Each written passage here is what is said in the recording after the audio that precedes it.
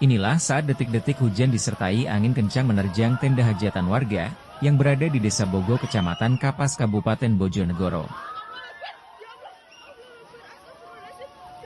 Peristiwa ini berlangsung pada Sabtu petang. Kencangnya terjangan angin membuat tenda roboh hingga menimbilkan kepanikan. Beruntung tidak ada korban dalam peristiwa tersebut.